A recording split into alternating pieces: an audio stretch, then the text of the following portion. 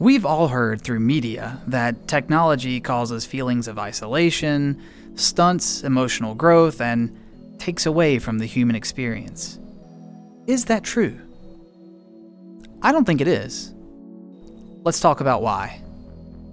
Welcome to daspra Soapbox.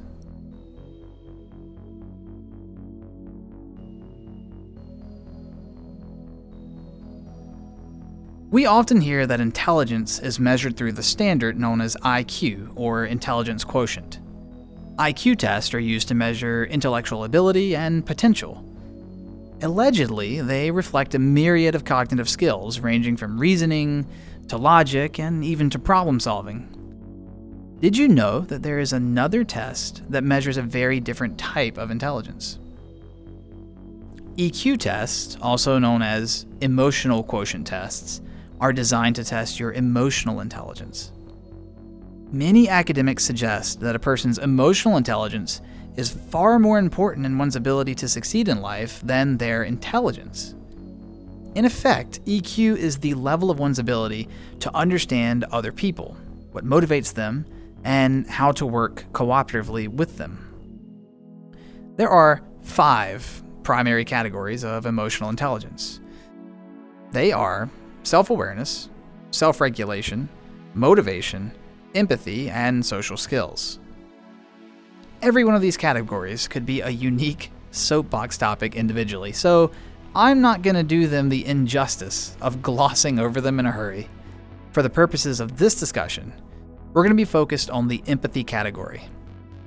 By definition, empathy is the action of understanding, being aware of, being sensitive to, and vicariously experiencing the feelings, thoughts, and experience of another of either the past or present, without having the feelings, thoughts, and experience fully communicated in an objectively explicit manner. Simply put, empathy is to place oneself in another's position and to feel their feelings. Empathy is commonly contrasted against sympathy, which is more about understanding someone else's position. It's a far more cognitive approach that maintains a certain distance from the emotional aspect of a given situation. People who are highly empathetic tend to have an insatiable curiosity about strangers.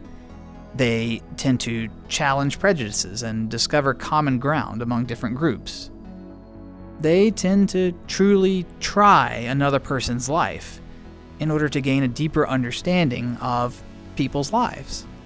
They listen, truly listen to people around them, and they're willing to open up themselves, to remove those masks that often cover what people are truly feeling, and to be vulnerable.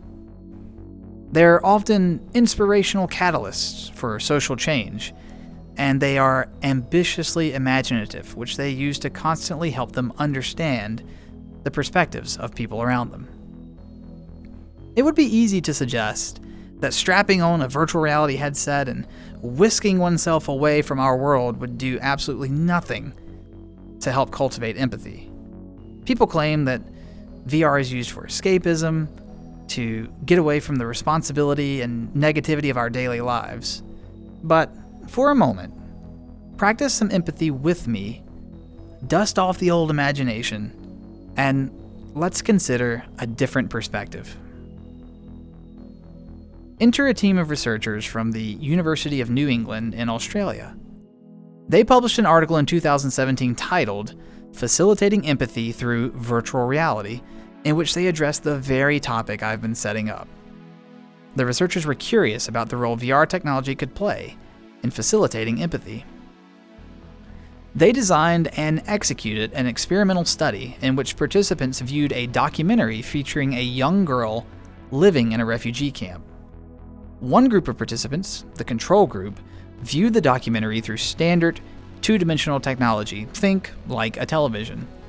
The other group, the experimental group, viewed the documentary through virtual reality. The documentary, titled Clouds Over Sidra, was put out by the United Nations. It is available on YouTube. I'll link it in the description below in case you're interested in checking it out. It's available in both 2D and 3D formats. Clouds Over Sidra provides a tour of a refugee camp with Sidra, a young girl from Syria. Viewers are introduced to Sidra's family, her classroom, and other parts of her camp. The researchers were interested in measuring two major areas of the participants' experience. They wanted insight into how engaged participants were and insight into how empathetic the participants were, based on whether they viewed the VR version or the standard television version of the documentary. To measure engagement, they asked participants about 7 items, some of which included how absorbed they were, how much they blocked out things around them, and how quickly time seemed to slip by. To measure empathy, they asked participants about 8 items, some of which included how much participants imagined themselves to be in Sidra's situation, how emotionally touched they felt by Sidra's situation, and how protective they felt towards Sidra. The researchers found that participants who viewed the documentary in virtual reality experienced significantly greater engagement than the participants who viewed it via television. The VR group also experienced significantly greater empathy for Sidra than the control group. To quote the researchers, the effect sizes for all of these comparisons between participants in the virtual reality condition and the control condition are large. Through their experiment, the researchers conclude that virtual reality led to a higher level of engagement, as well as 2 levels of empathy: empathetic perspective taking and empathetic concern. The researchers cite that the connection between engagement and empathy present in VR is consistent with the idea that engagement is the foundation for the experience of empathy, both in a therapeutic setting and outside of that setting as well. The researchers end by stating that VR has the potential to increase engagement, and through that engagement, increase empathy.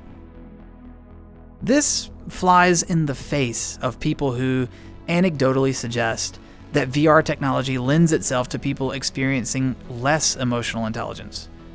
Research aside, from my own experience, when I think back to all the unique people I've met in VR chat, all the incredible nights I've spent listening to someone's story, truly engaged in what they were explaining, I think about comparing and contrasting my lived experiences with the person sitting virtually across from me.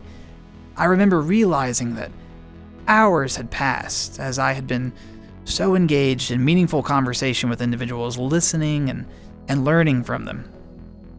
I believe anecdotally, and support my beliefs with this study, that VR technologies are poised to dramatically increase the emotional intelligence of its participants. People will step out of VR, whether it's a documentary or a social application, having exercised empathy. The immersion factor that VR offers many of us only serves to further focus and hone those empathetic practices. It was Mr. Rogers who said, "The gifts we treasure most over the years are often small and simple. In easy times and in tough times, what seems to matter most is the way we show those nearest us that we've been listening to their needs, to their joys, and to their challenges." VR has helped me become a much better listener, a much better friend, and a much better person.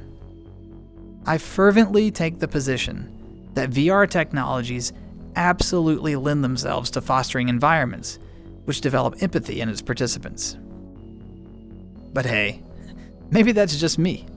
I would love an opportunity to listen or read your thoughts as well. Let me know what you think. Do you agree with my position? Or have you experienced something completely different? Do you think that VR technology helps people exercise empathy? Thanks for listening to my ramblings and rantings. This has been daspra Soapbox.